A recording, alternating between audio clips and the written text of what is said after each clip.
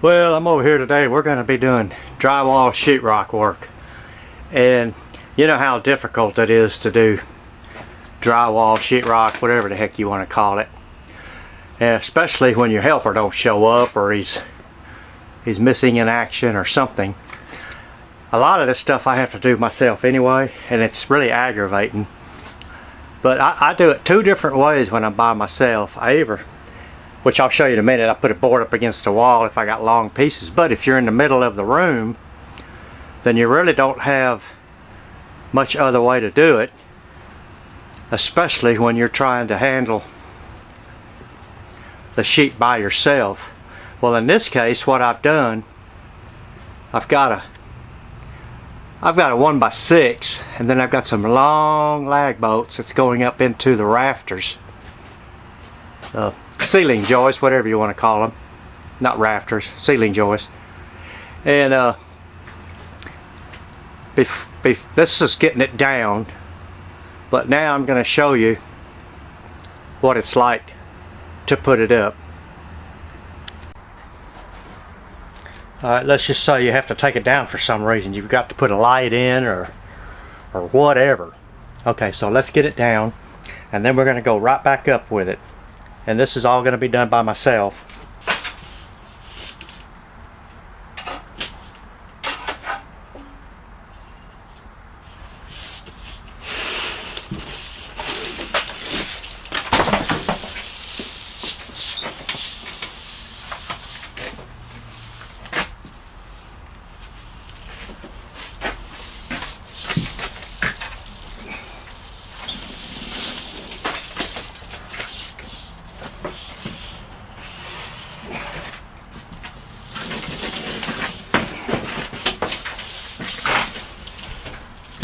Well, it looks like we've got some mooses in the attic, so I gotta throw some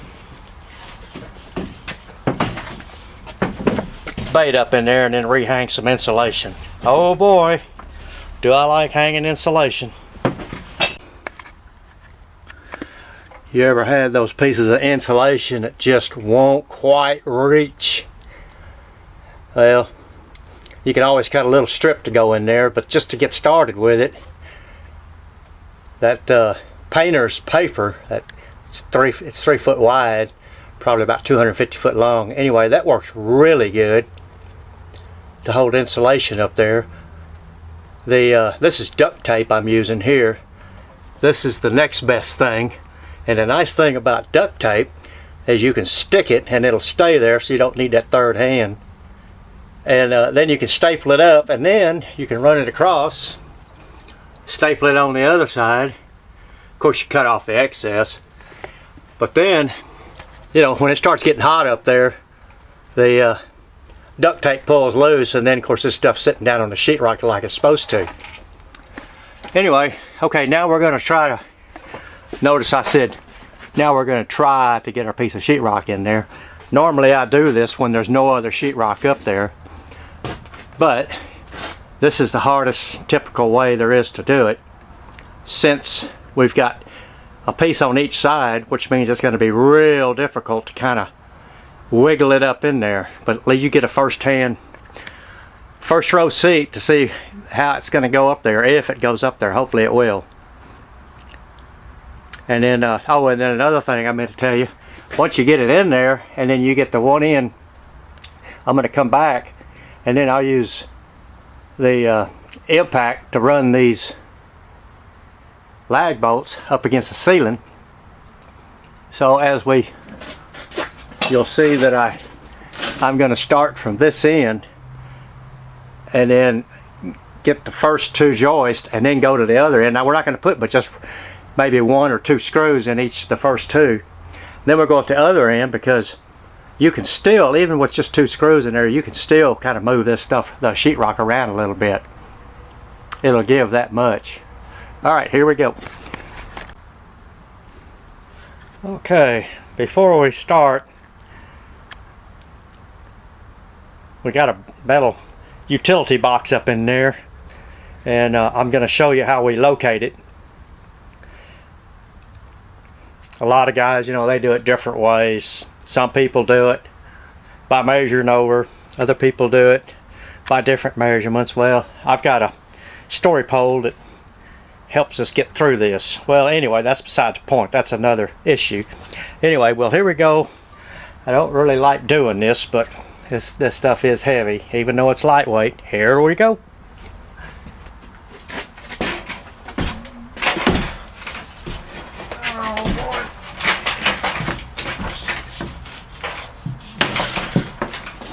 So far, so good.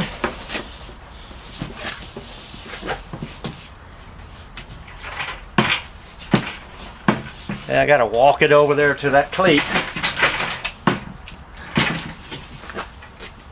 Got a little ways to go.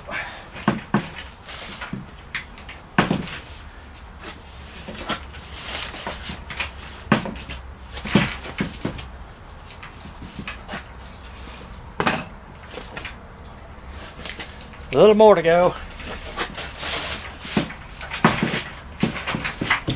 Ah, okay, we're there. Yeah.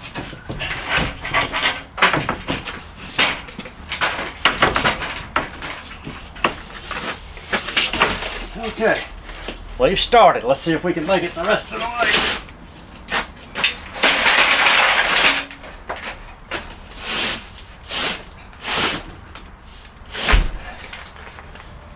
Okay. Yeah, I got to get down and get my screw gun. Some screws. Like I said, we're gonna move this in around, put a couple of screws right here, and then we're gonna move down a little bit. And we have marked the ceiling joists.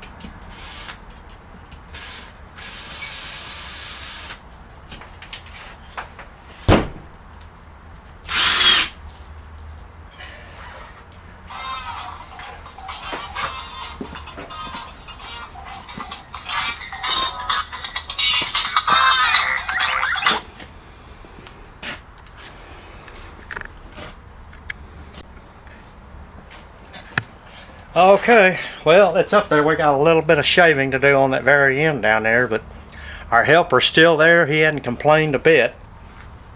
And now the nice thing, we didn't have to run it up to the ceiling due to the wrong size or maybe something, you know, whatever the case may be. So really, before we take this down, before we ask our helper to finish up, and the cost of our helper is about $6. Normally I have to give them a 6-pack of beer. I ain't no telling what else. Plus they talk about stupid jokes and stories. That's okay, as long as they can help me get it up there. But in this case, our helper has been quiet the whole time. Isn't that great? And sometimes that's what we need when we're struggling. Now we do have a box, electrical box that we have to locate, which, like I said, that's going to be another story. So we're going to go ahead and put all our screws in and then take our helper down and tell them to go on home or to take a break.